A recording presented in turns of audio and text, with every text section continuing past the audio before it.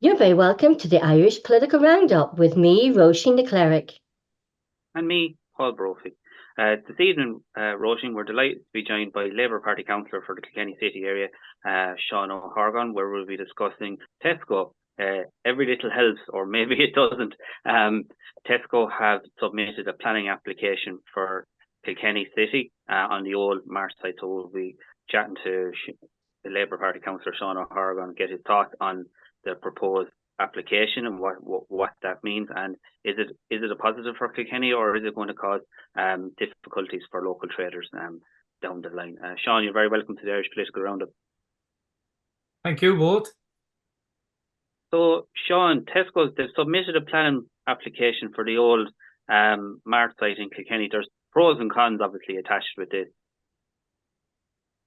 Yeah, I think, like every other planning application, I think our role as councillors is, first of all, to ensure that the process happens in the correct way and that applications, when they're made, are properly adjudicated on by our own planning officials, and also that people are aware of the planning application, and obviously we do that by sharing the news on our own social media channels or through our own leaflets or whatever way we manage to do so. Obviously, as you both know, we live very close to this site. I'm less than 3 or 4 minutes walk from the old Mart site, and from that point of view, it's important to all of us who live in the neighbourhood. As you probably know, one side of that road is in St. John's Parish. Actually, sorry, both sides of the road are in St. John's Parish, but the pocket I live in is in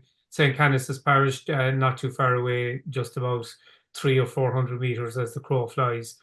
So it's very important that people who are aware of it, that people are enabled to make whatever submissions they want to make to the planning process, and then that the matter is fairly adjudicated on and professionally adjudicated on by the council's planners, which I've no doubt it will be. And then if, occasionally on projects, particularly projects this large, there's the possibility of appeals to Bord Pleanála, etc., arising out of the planning process. So it's a matter for us as councillors to keep a close eye on the proposal and to let people know what our own thoughts are on it.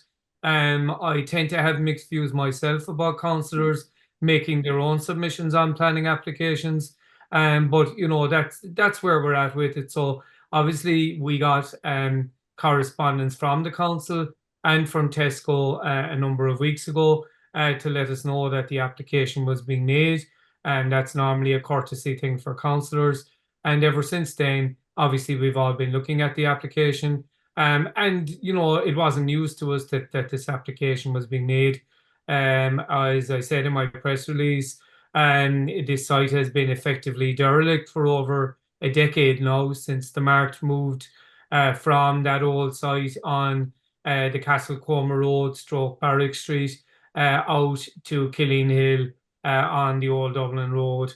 And I think all of us in the neighbourhood and all of us in the city have been looking forward to some sort of positive indication as to whether development will take place on the site. So things have now crystallised, I suppose. Yeah, sorry, Paul. Yeah. And Seán, within that planning application, there's also 80 houses. So I actually have the breakdown here for people. There's 17 houses, 17 duplexes, 46 apartments with one 8-block assisted care home. Housing, of course, is a massive issue across the board. So it is good to see that there is a housing element within this planning application. Tesco have partnered with COD Property Holdings to provide this. Absolutely. Look, I welcome any houses that are being provided within the city at the moment. They're very badly needed. I want them to be, or as many of them as possible. We recognise this is a commercial project, but I want as many of them as possible to be social housing and or affordable housing. And when I say affordable, I mean really affordable, not houses or housing units that are going to be north of €400,000 like we've seen in some of the developments in Kilkenny City and throughout the county. I think it's crucially important that they be affordable. I know it's become a bit of a cliche in the discussion about housing, but you know, two public servants or two people on reasonably decent private sector salaries should be able to afford a mortgage on affordable housing. And if they can't, then to me that indicates that it's not really affordable housing. So we have to keep an eye on that. We have to try and ensure that we will be given clear indications as to what the likely price point of these units are going to be. And none of us have any objections to people buying private housing or buying private apartments, particularly in a very attractive location like this is. You know, the reality is this site and the housing is likely to be 5 or 6 minutes walk, 2 or 3 minute cycle from John's Bridge and St. Francis Bridge and the Lady Desert Bridge, giving you direct access into the city centre. So this is, I think it's termed edge of centre development. And it's very important that we keep an eye on that. But certainly every housing unit that's provided within the city, and there's a lot of development and building going on at the moment, every one of them is welcome. And Sean, what is the whispers or the talk from the local traders in the high street and surrounding streets in Kilkenny? There's a lot of issues there with the small local traders and about local shops and local produce. Well, certainly the whispers, if they're whispers, are whispers, because I'd have to put my hand on heart and say I've had very few direct representations from local traders in relation to this. They may decide that they're going to make their views known by making their own submissions to the planning process, as they're perfectly entitled to do. And whether they do that as individuals, or they do it through the Chamber of Commerce, or they do it through organisations like the High Street Traders Association, they're absolutely entitled to do that. And I think there has long been a concern about a large organisation like Tesco entering into the market in the city. But I'd have to say I have an open mind in relation to this. You know, I stood, for instance, I supported the arrival into Kilkenny of Lidl and Aldi at a time when they were being opposed by high street traders, some of the high street traders at the time, on the basis that I felt it was very important as a Labour politician that people had access to the cheapest possible foods and foodstuffs and other goods, where those type of stores are particularly aimed at that end of the market. And obviously, most of us shop in Lidl and Aldi at this point. They're commonplace in every town and city around Ireland, and they have certainly brought something else to the market. As I said myself in my own press statement, I'm not a huge fan of the major supermarkets, whether they are non-Irish owned or whether they're Irish owned, because let's be honest, you know, organisations like John Dunn Stores are major Irish multinationals. If we're lucky enough to be able to get to holidays in the south of Spain or in France, we see Dunn stores over in those territories now. So, you know, to me, whether it's an Irish capitalist or a European capitalist or a British capitalist owns a store, you know, that doesn't matter a whole lot to me. Personally, I prefer to do my shopping in places like Brian Fitzpatrick's, what was Wellspring grocery store, or greengrocers to buy my vegetables and fruit in John's Green, which will be literally 10 or 20 meters from this site. The same, you know, in butchers like Brogan and Brown or Canals or Kearns is up in Ballybox Street, or any of those local employers. And then when it comes to the things like, you know, Haber or hardware shops like Brett's and other shops in the city, where they're small family businesses, where most of us are willing to a few bob extra in order to ensure that we're supporting those local businesses. And I suppose, you know, before we have the concern about Tesco, in all of our houses, with all of our children, with all of our grandchildren, increasingly you're fighting the battle against the online retailers, the Amazons, the Boohoo.coms, the pretty little things, and there are many more of them that I'm not familiar with. But you know, and it is unfortunately increasingly a pattern that if you go somewhere to buy something in the city, very often you can't access products because it's not viable for smaller shops to buy them when it's much easier for consumers to buy them online. So we've all that to deal with. But you know, to me, this is an application being made on its own merits. Some people maybe tend to demonize Tesco over other supermarket chains. I don't tend to do so. And I tend to, you know, I recognize the fact that consumers are looking for choice.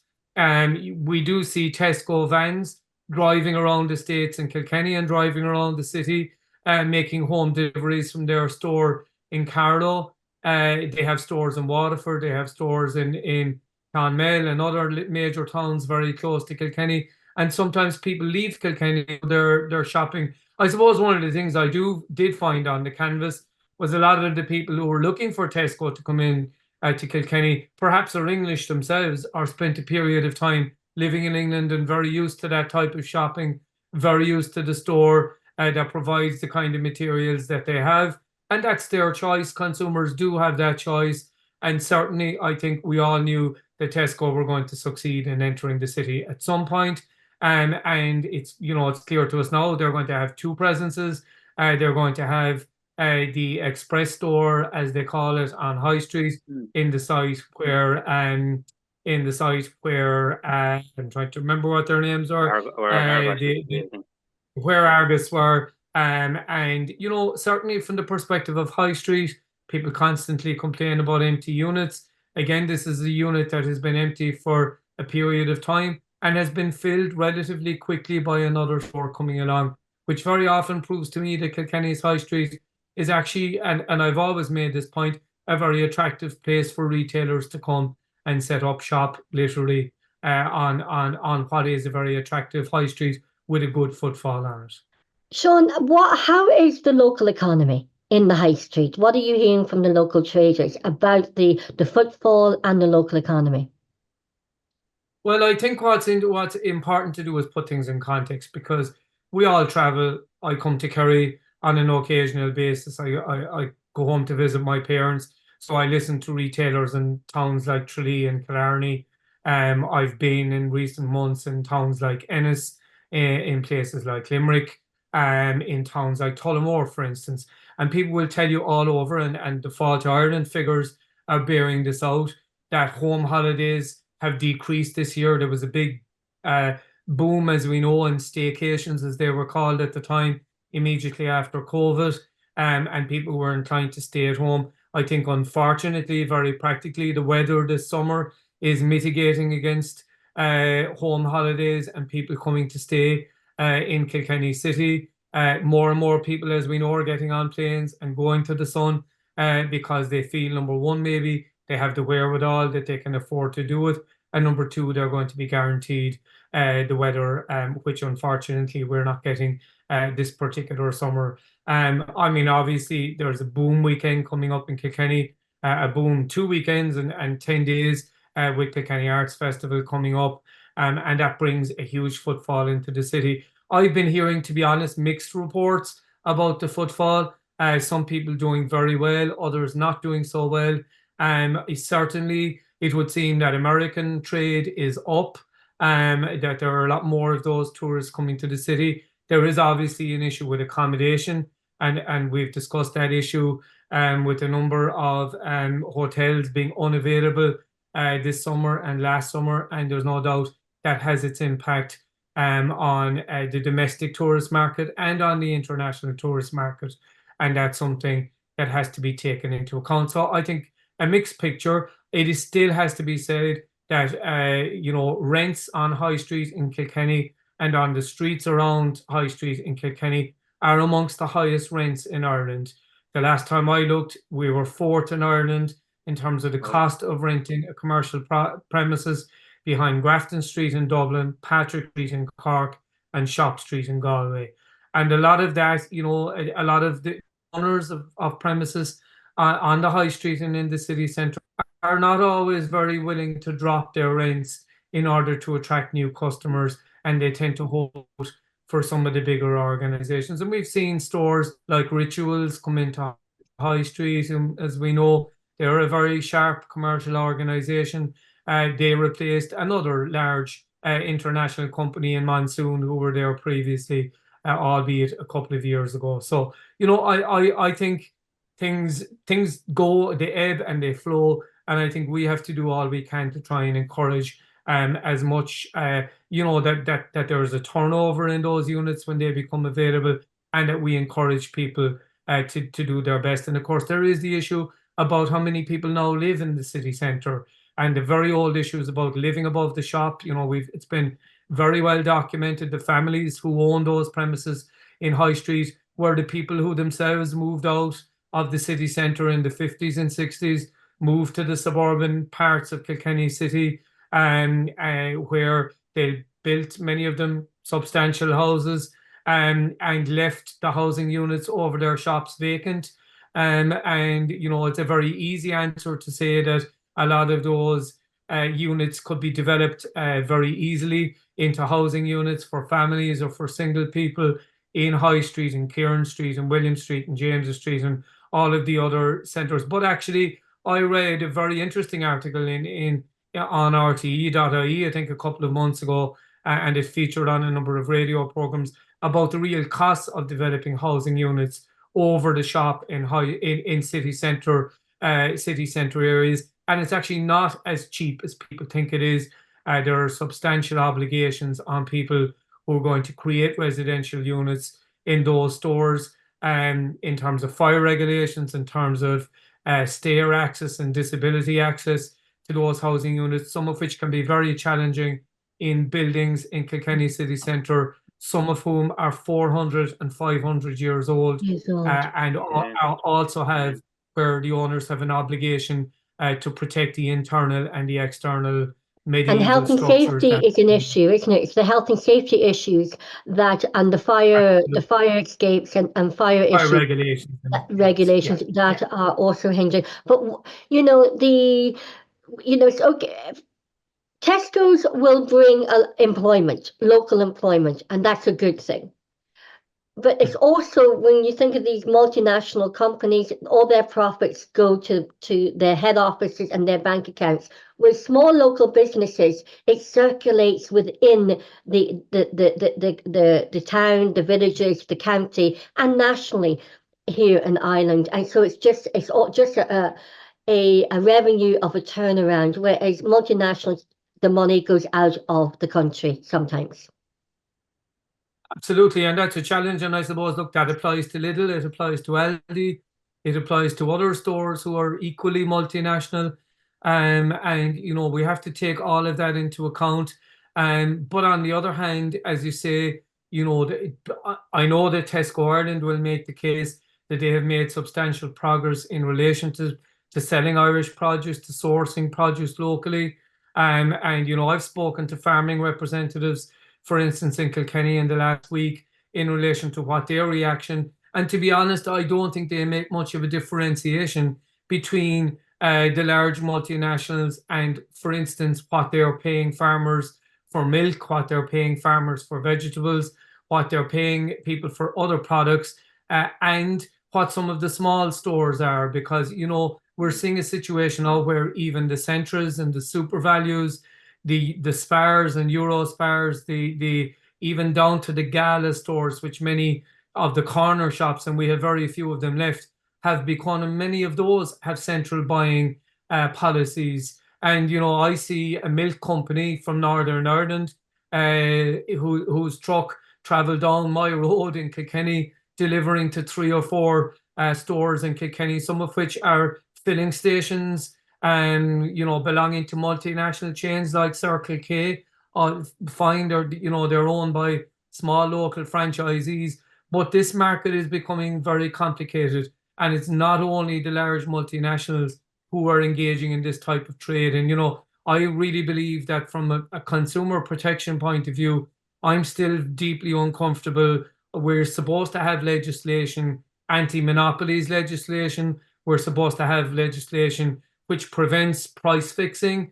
It's quite clear, talking to farmers and talking to others that they certainly feel that if they're being given the same price by this store and this chain and that chain, that somebody is managing to arrange these prices somewhere along the line. And very often that's not to the benefit of Irish farmers, Irish food producers. And if, Sean, if prices are being paid that are below the cost of production over a period of time, that makes farming, be it in whatever sector, be it dairy or beef, very unviable. And that's not good for farm incomes, and it's also not going to be good for the consumer as well. Absolutely. And I suppose, again, if you look at the year that we're having this year, farmers are having a very difficult time. And whether this is a result of climate change, only time will tell. But, when you see situations where our major areas of growth of vegetables in Ireland, in North County Dublin and in Wexford, where farmers are having to plough potatoes back into the ground, and we are being forced to buy foreign grown potatoes in our own shops, and these are even in some of the small greengrocers who can't access Irish produce because of the weather conditions this year.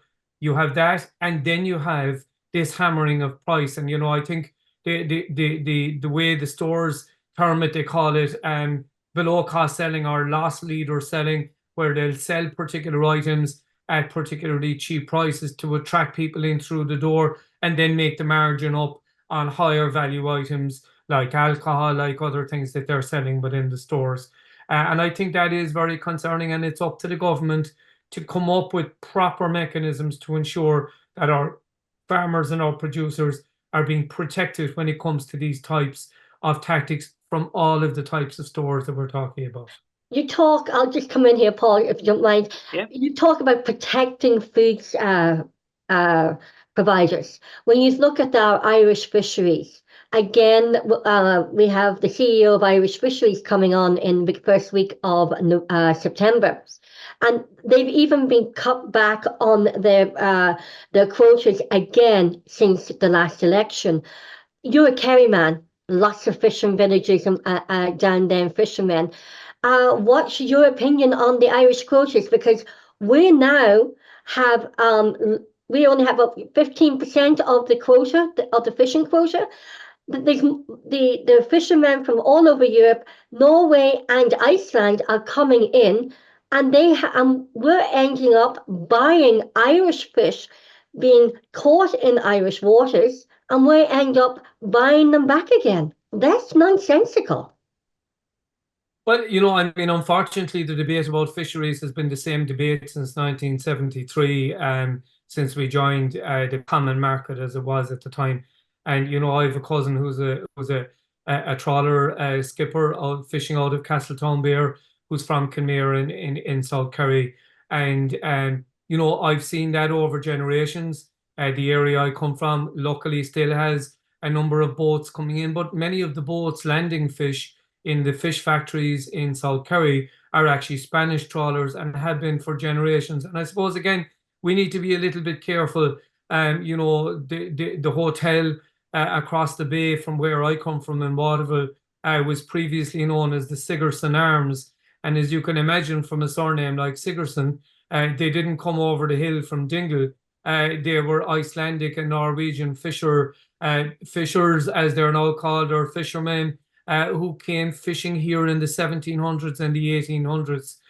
There were Breton fishermen fishing in the area in the 17th and 18th century, and there was a very viable fish market to and from these areas. There are archaeological finds in southwest Kerry which show wine casks which were being imported into the area as far back as 1,000 years ago. So I think this has always been a convoluted argument. There's no doubt that Brexit... It's really affecting the fact that and putting up our food prices and the cost of living, because we are paying far more for fish. No one can afford to buy fish anymore unless you're right. It's not affordable to go down and buy fresh fish for your own health and well-being. So it's putting up the price of fish. It's affecting local economies. It's affecting our food produce here in Ireland, where we're buying Irish fish from European and other countries that we're actually re-importing it back. Well, Roisin, if I could put in a plug for a Kilkenny business, and I buy my fish in Canal's Butcher Shop on Friary Street, which thankfully got their fish supplies in from the fish shop that closed across the road from them on Friary Street a number of years ago. And their fish is very affordable, and it's all coming in. It's all being fished by Irish trawlers, and it's all coming into ports. And and likewise, the Fisherman's Market up in Hebron Industrial Estate, where there's very affordable fish coming in. Some of it Irish, some of it not Irish. Because we were talking to him. We were talking to him, and he was saying he cannot afford to buy.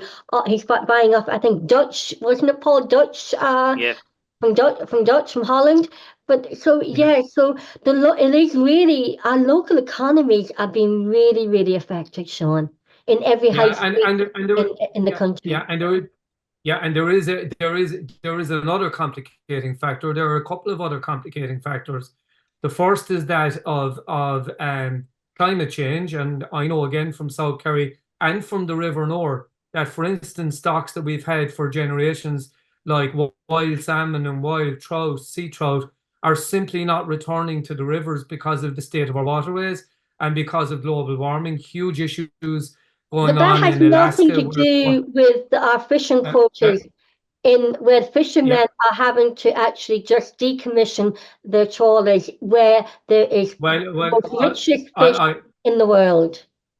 Yeah, sorry to contradict you, Roisin, but the fishermen in West Kerry and South Kerry, and in fact down in Dunmore East, where I've spoken to them, will tell you that there is a problem with fish stocks of wild salmon. There is a problem even with species like mackerel and cod, which have been herring. The Irish Fisheries.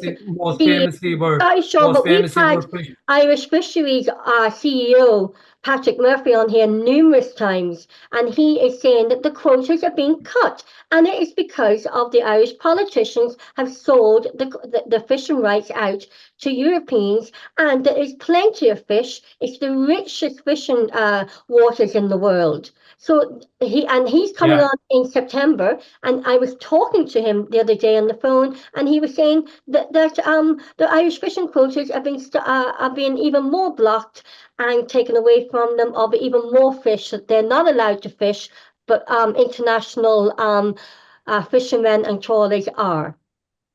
Yeah, well, I mean, look, the other huge issue, which I was just about to get onto, is the whole area of overfishing. And, we've all seen the super trawlers, and unfortunately, the super trawlers are not exclusively Spanish or French. The super trawlers increasingly are Irish. So we have Irish-based super trawlers fishing out of Dingle, fishing out of Killybegs, fishing out of Castletownbere, who the scientists say are responsible for a substantial amount of the overfishing. And where fish stocks are dropping, and the Marine Research Institute in Ireland are saying that quite clearly from a scientific perspective, that there are shortages of fish. I know when I was from Patrick Murphy, who is actually from Castletownbere. We've actually spoken to him. And Patrick will speak on behalf of his members and on behalf of his lobby. But I mean, I think to bring us back to the point that we were speaking about in the first place, I think there is a concern in relation to our fish stocks. There's no doubt about it. It's an area which is of ongoing concern. I would like to see the Irish government being far firmer in relation to reserving more of our waters for Irish fishermen. But then there are serious issues about enforcement. We have a naval service which is incapable of patrolling our waters because it simply doesn't have enough ships to patrol those waters. We saw recently where the first Irish Navy ship was commissioned in almost 2 decades. So if we're serious about protecting our waters, we can have all the legislation and all the quotas we want, but if we have large international trawlers coming in unchecked, unapproached even by the Irish Navy, in terms of protecting, then they can literally do whatever they want to do and ignore the quotas that are in place anyway. And that's another issue when the Minister for Defence is looking at issues in relation to our fishing stock, as to how a government and as a nation we can deal with that issue.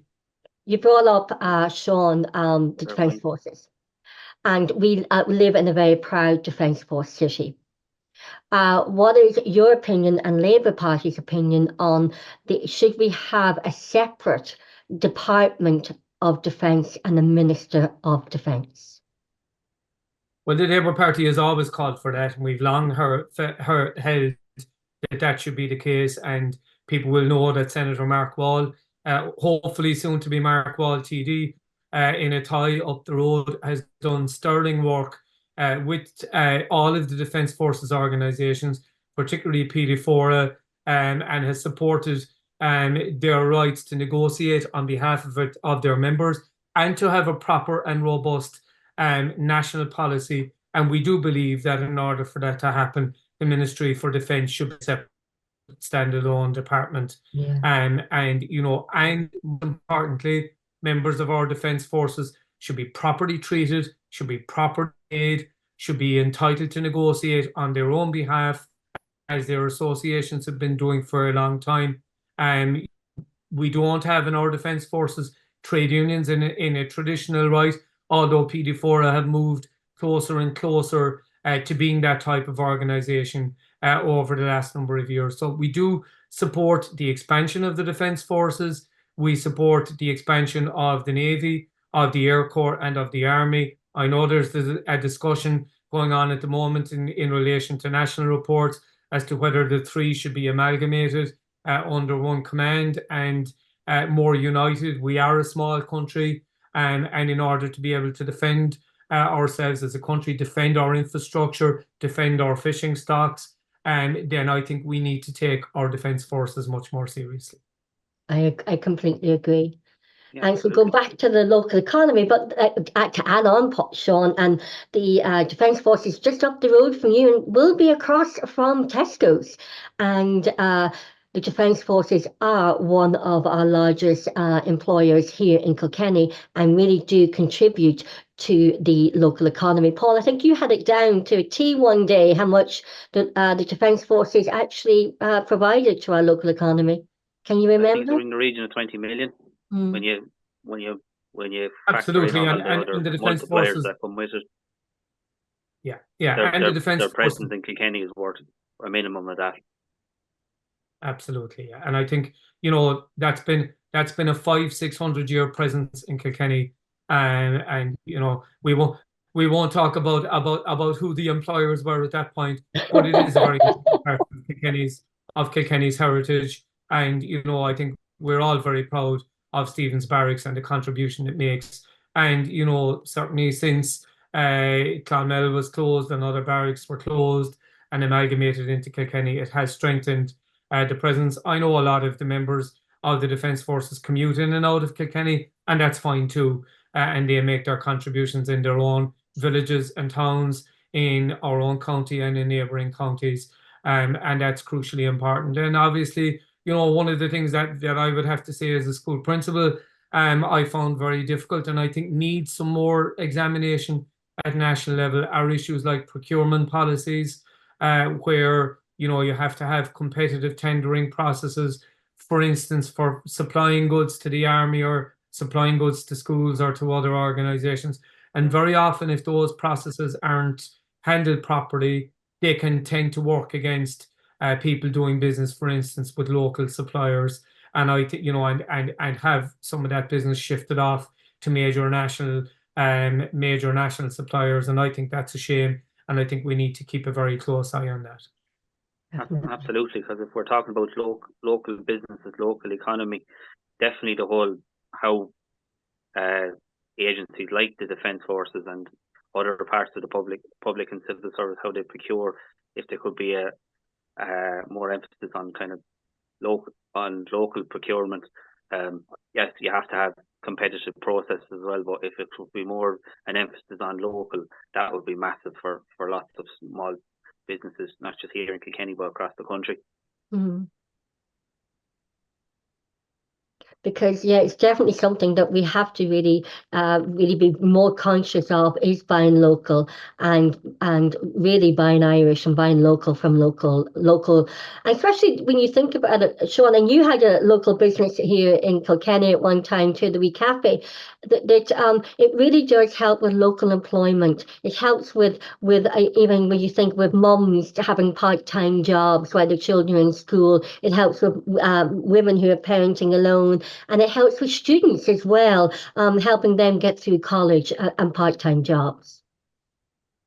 Absolutely, and you know, I mean, I remember I got an object lesson in how easy this can be for us back in 2010, I think, when we had the great freeze, and it came immediately before Christmas, and we found ourselves in a situation where we had to do all of our local shopping as close as possible because we couldn't even drive around the city, and we found that we could buy every single item of our Christmas dinner and the days around it in John's Green and John Street. And that was how local it got for us, between Centre and John's Green, between, as it was at that stage, Wellspring and John's Green for our veg, etc., or Meatstone and on John Street, and Ballybuck Street close by, and then the alcohol and the other soft drinks that we wanted to get down in the wine centre at the bottom of John Street. So I think we can all do that if we all make an effort. Yeah. And I think we have an obligation to support local. And I appreciate we're in the middle of a cost of living crisis. People are very conscious of the cost of their weekly shop.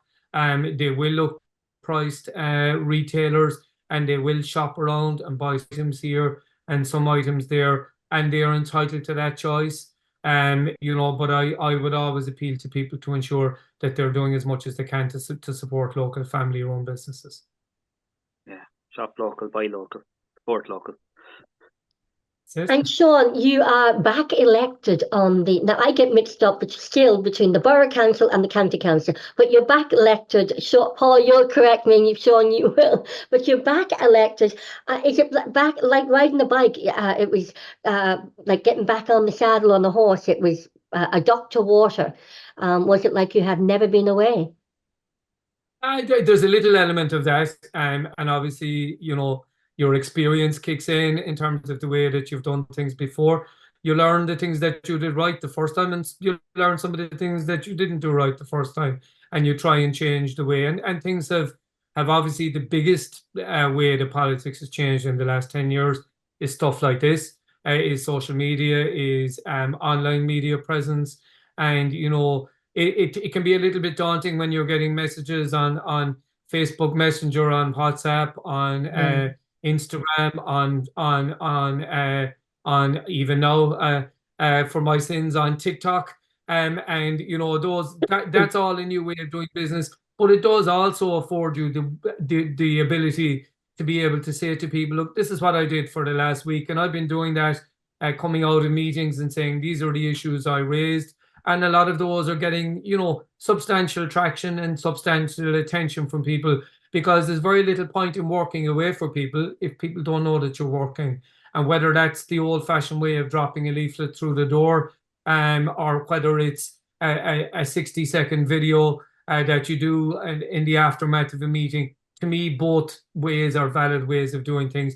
There is a difference between the old borough council, or the corporation as people in Kilkenny would have known it, and the larger body, Kilkenny County Council, because now, instead of having one meeting a month of the old borough council, you now have a meeting of the municipal district, which is the local committee of the council for the city, and then the larger county council as well. And it is interesting to be having an input and listening to, for instance, debates about village status being restored for Kilmanagh, or, you know, major things that are going on with the Greenway in South Kilkenny, or issues along the Barrow in Graignamanagh. You are seeing different aspects of life throughout the whole county, and you're getting to work with people from those areas as councillors, rather than being solely focused on everything that happens within the 50-kilometre speed limit of Kilkenny City, which is what we were used to doing. I love the city dearly. It's a great place to live. And I really enjoy the different communities in the city. from parish to parish in the 4 parishes. But equally, it's very interesting to see what's going on in the towns and cities, to see how other councillors are approaching their work, what community organisations are saying about the priorities in those areas. So it's a bigger job, it's a busier job, but it's no less enjoyable for that. In fact, if anything, more enjoyable. Yeah, absolutely. And who knows, Sean, we might see a return to town and borough councils. It won't happen in the near future, but it may happen in the next 10 years. We don't know. Well, sure. Well, I think my views on that topic are very well known, and Yeah, you know, exactly. we are the country in Europe which has abolished town government, and in every other country in Europe, the most fundamental body of local democracy is that based on an urban town and its hinterland, and I think we should return to that. You know, in throughout Britain, for instance, you have 5 layers of government, from the local parish and town councils right up to the House of Commons and the House of Lords. And I think we should return to that type of system here. But for the moment, I'm delighted to be a member of Kilkenny County Council. It's a privilege. The first time I stood in for election to a county council was in South Kerry in 1999. So I'm an overnight success after 25 years. Sean, I suppose the next question especially is on everybody's lips. Are you going to put your name forward for the national elections for Labour here in County Kilkenny? Well, those discussions are being held at the moment. We have 3 county councillors in Carlow and Kilkenny, myself and Tomás Banach in Kilkenny, and Willie Quinn in County Carlow. We're obviously disappointed that we didn't have candidates in the other areas to offer voters in Callan-Thomastown, North Kilkenny in particular, a place where we have a very long tradition in and in Carlow town. And we have already started the process of trying to talk to people due to ensuring that that doesn't happen again at the next local. Our aim would be that we would have a councillor elected in every local electoral area at the next local elections, and that for 4 years and 10 months will fly by pretty quickly. So if anybody's interested in talking to us, we're certainly interested in talking to them. But in relation to the general election, the situation will crystallise itself in the coming weeks. We have discussions to have amongst ourselves. We've started to have those, and at the end of the day, we'll go through a process in relation to what happens. And to answer the question that might be on some people's lips, I think most sane people don't think about this at all. They have far more interesting things to be thinking about. But people in the political world certainly think about it. But to answer the question, certainly I'm in discussions with people. If it's an opportunity that arises, I will serve my party in whatever way I can. And if people feel I have a contribution to make in the context of a Dáil election, I'll certainly be interested in talking to people. But if I remain a councillor, a county councillor for the next 5 years, I will be more than happy to fulfil that obligation and fulfil that duty as well. So it's not a yes and it's not a no. No, it's not a yes, it's not a no. I mean, at the end of the day, we will have the discussions. We're a democratic party. The decision will be made democratically, and it'll be a matter for the membership. And as I say, we should have a clearer picture by the end of August, the beginning of September, and we'll see where we're going at that point then. Oh, well, we're coming up to the end of the hour.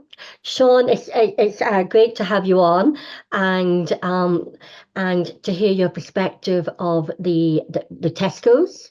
We went through an awful lot tonight, from the Tesco's to the local economy, from the fisheries to the farmers and to the defence forces, and to a lot of things. So it's really good to get that perspective of the local county councillors, of what is happening locally and nationally, perspective, especially for the economy and in the times that we're living in. Absolutely, and I look forward to, as I said, the next 10 days of Kilkenny Arts Festival, and it being hugely positive, and hopefully we'll have a very good time, and it'll bring us into the winter season, and hopefully things will continue to look up for our local economy, and we'll all do our best to ensure that happens. Absolutely. And hopefully the weather will stay good as well. Improve substantially, hopefully. Seán O'Hargan, thank you so much for taking the time. I should be calling you Councillor Seán O'Hargan. Apologies, Councillor Seán O'Hargan, for taking the time to come on the Irish Political Roundup tonight.